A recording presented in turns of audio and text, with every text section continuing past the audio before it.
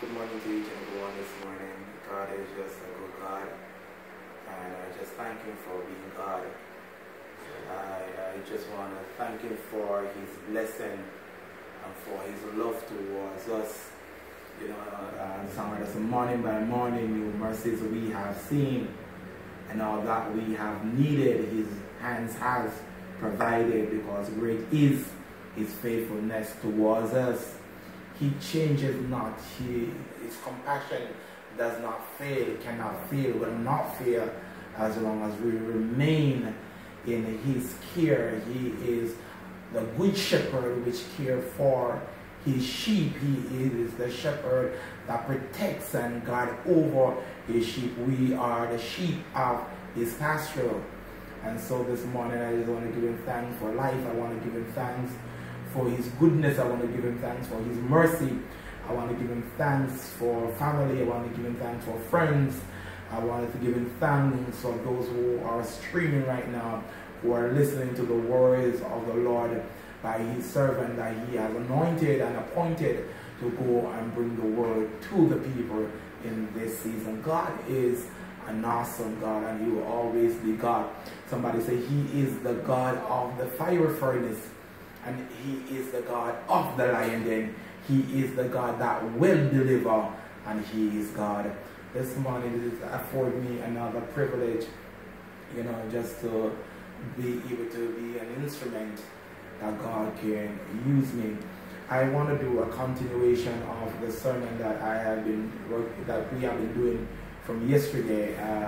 It is that the presence of your Son does not mean the absence of God.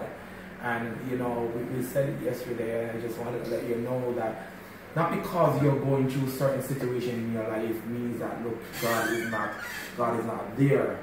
God is not there.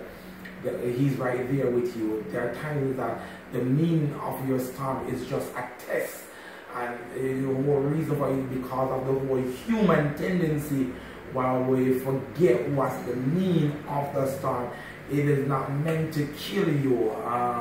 It's just there for you to understand that there are processes that lead up to your promise. I said there are processes that leads to your promise, and it's a good thing that He shows us the promise before He takes us through the process.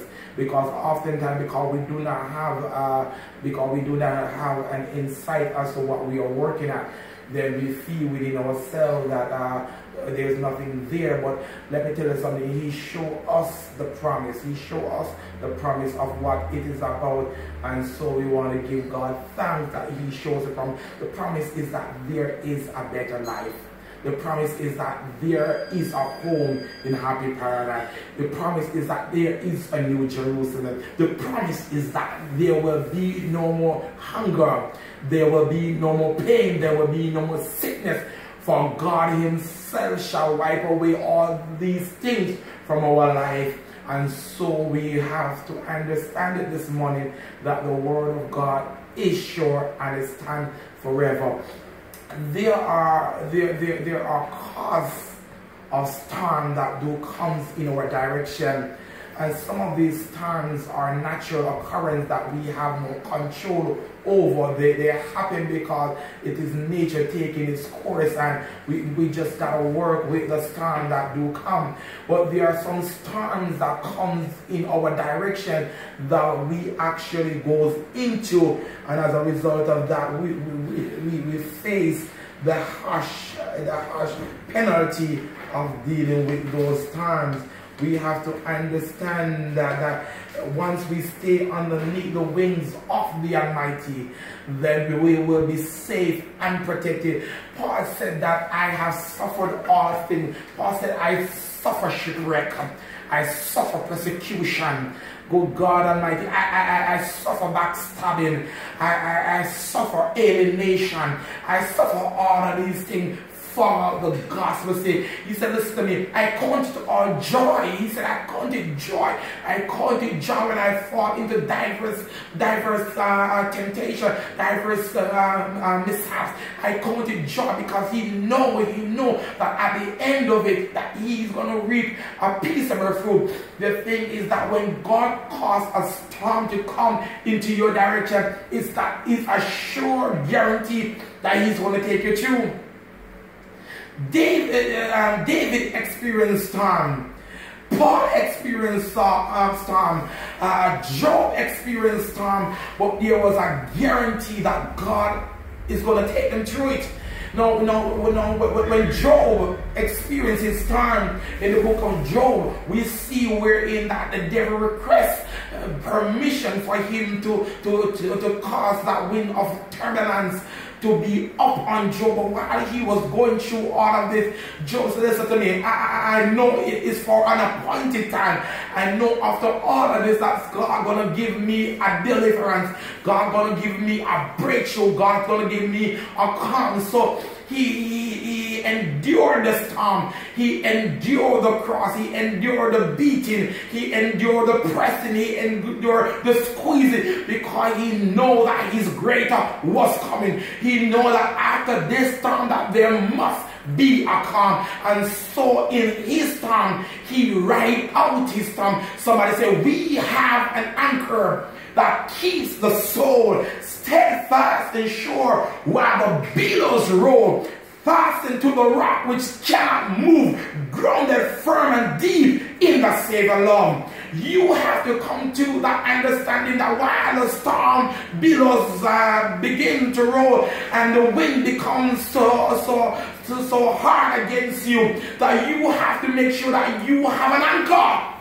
Good God Almighty. Paul experienced a storm when he was coming. I think he was coming from Italy, coming down. While he was coming down, Paul experienced the storm. He said, I want to tell you something according to the permission of the Lord. He said, as long as you remain on this boat, as long as you remain in God, as long as you remain in his purpose, as long as you remain in his mandate, as long as you remain in his vision, as long as you remain in his will, there won't be any loss of life.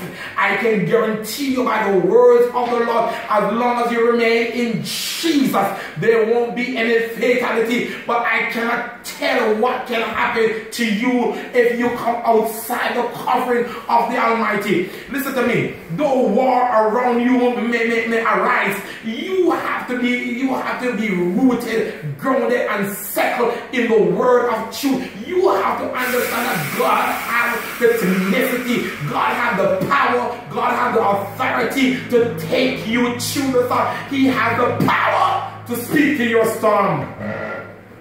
He said it with every bit of assurance. He said it with every bit of power that he has within him. He said there will not be any loss of life as long as you remain on this ship. As long as you remain in Jesus, there won't be any loss of life. While you're going through your storm, there won't be any loss of life. Now, as I said before, you have to understand that the storm will come in your life upon two occasions, upon two reasons.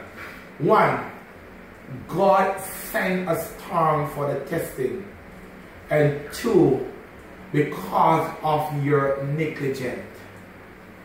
You have forsaken the principle and the guideline. You have stepped out from the shelter of what God has provided for you. And so we want to explore the book of Jonah as it talks about the life of Jonah.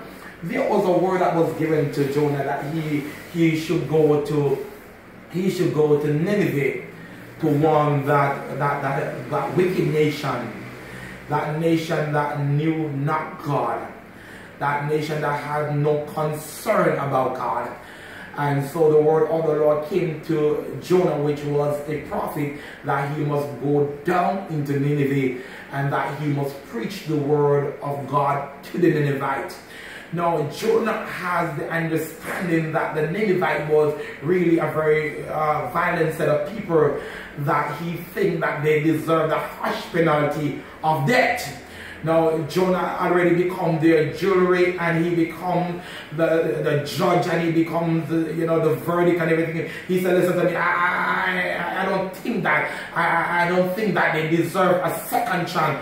There are people who look in your life while you go. There are people who look in your life. There are person who look in your crisis and say that you don't deserve a second chance. You mess up one too many times, and so because of how much you mess up, you don't deserve a second chance. But I will have you to know this morning that the person who has the last say is God. And the only time that it's over is when God said it is over. The only time that it's done is when God said it's done. Not until then. Listen to me. Until they keep on singing. Until they keep on fighting. Until they keep on shining. Because God have a way to turn things around. God have a way to change your storm into a song. Listen to me. While you're going through your storm, you need to understand that God is about to do something within your storm. You have to understand that God is within your storm. So Jonah, because of his disobedience, he detoured from the mandate that was given to him on the initial stage. The mandate was for you to go to Nineveh. Now Jonah did not want to go to Nineveh, so he detoured. He went from one place to another. It was about 2 to 3 different places. He went from Tarshish to Joppa, and he went from Joppa to Tarshish, and then he ended up in the fish belly. But when he realized, the Bible said that as Jonah was in the belly of the fish for 3 days and 3 nights, it was a prophetic word, so shall the Son of God be in the midst of the earth for 3 days and for 3 nights. That's why we understand that he could not be crucified on Friday evening, because from Friday evening to the dawn of Sunday would never equivalent to 72 hours. You will never get 72 hours. You will never get 3 days from Friday evening to the dawn of Sunday, as it is in the scripture. So the Bible said, as it were the situation that Jonah was in the fish belly for 3 days and 3 nights, so shall the Son of God be in the midst of the earth. Now Jonah, while he was going there in the ship, experienced turbulence, high wind intensity. The wave reached all the way up to the top of the ship. The sails was all torn and all tattered. The ship was beaten and the ship was about to break in two. But at the same time, Jonah was fast asleep, and the captain and the sailors say, where is that Hebrew fellow that came on the ship? They said, he is fast asleep. Somebody say, how is it possible that he can be fast asleep in a time like this? I don't understand. How is it that you're going through a storm, or while you're going through the storm, you're not calling on the name of Jesus? Why is it that you're so dumb? And why is it that you remain so still in your storm? And they say, wake him up. God Almighty, you are about to be wakened right now. You are about to come out of your sleep to face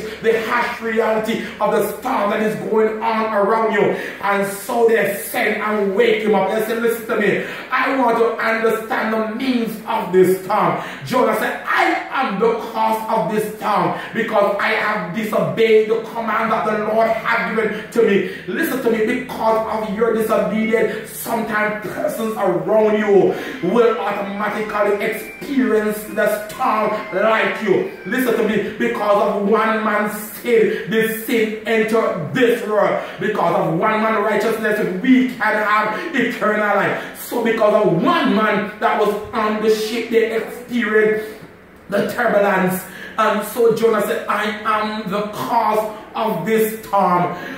He said, throw me overboard and let the ship go free. But the men did not want to do that, because after all, Jonah is a human and the captain is a human. So it is the proclivity of human that we will want to exercise some level of temperance. We want to exercise some level of mercy. So the captain did not want to throw him overboard. And so it was that he said, listen to me, let us cast lot, just in case it's not you, Jonah. So they begin to cast lot, but it fell on Jonah. They begin to scoop the water and throw it, but it was of no avail. Jonah said, listen to me, unless you throw me overboard, there will be no life that is left on the ship, because we will all perish. And so it was that they took him and they threw him overboard. God created the first submarine. Good God Almighty. It was so that the large fish came and swallowed Jonah. There he was tangled up inside of the fish belly. I don't know how God did it like that, but I mean, he was there for 3 days and 3 nights. He come to the consciousness that God, where you may lead me, I will go. God is not in me to direct my own path. It's not in me to depend on my own understanding. So Lord, I want you to lead and let me follow. Listen to me. You need to submit your way unto the Lord and let him direct you. The reason why sometimes we experience a storm that we experience is because we try to sidestep the plan that God has designed for you. Listen to me. You can't sidestep God. You can't use reverse psychology on God. You can't double time God. You have to understand that God knew you while you were still in your mother's belly. God had a plan for you, and the plan that God has for you is a perfect plan. According to the book of Jeremiah, he said, I know the plan that the Lord has for you, said the Lord. And so God had a plan for the Ninevites. And he said, go to Ninevites. And so what would have taken Jonah like 30 days took Jonah like 1 day. And Jonah entered into Nineveh. And he said, yet few days, yet 40 days, Nineveh shall be destroyed. We need to understand that judgment will come upon you unless you heed the calling of the Lord. The judgment will come upon you unless you heed the instruction of the Lord. Judgment will come upon you unless you heed the mandate of the Lord. Judgment will come upon you unless you submit your way unto the Lord. Listen to me, you have to learn, you have to understand that the way, that the plan of the Lord is a perfect plan. It is. It is. And so you have to come to consciousness. This morning I'm speaking to you, I'm speaking to myself, that we can escape a whole lot of destruction. We can escape a whole lot of storm if we only learn to trust the man that's still a storm. It was within the same instant that, you know, after the disciples and Jesus had just finished their mission, that, you know, Jesus said to his disciple, meet me over on the other side. And so he left them and he went over on the other side. And while they were sailing to the other side of the sea, that they experienced storm and turbulence. And as they experienced the storm and the turbulence, they begin to cry and say, I don't understand what is going on. You mean to tell me, excuse me, you mean to tell me that he left me here to die, and he leave me here to die? And while he was there, they saw a man walking on the water. They saw Jesus there, and when they saw Jesus, he came to a point where he stand right there on the water. He's standing on that water that is raging. What does that mean? He's standing on the situation that is raging around you. He's standing on it right now. He's standing on the situation that weigh you down. He's standing on it. And what he wants to do is he wants to bid you to come. He wants you to face your storm. Don't run away from your storm. The storm is an opportunity to take you closer to Jesus. Sometimes we gotta understand that sometimes it is the after effect of the storm that matters the most, because the damage has already done. How would you repair the damage that has been done already? How are you going to fit those broken pieces back together again? Now I want to tell you that the potter is in control, and you don't have to remain broken when the potter is here. You don't have to remain in the storm when the peace speaker is here. Allow him to speak to your situation and allow yourself to experience the calm that God wants to give unto you. God bless you as we stay tuned, as we be blessed in a place of blessing. God bless you in Jesus' name.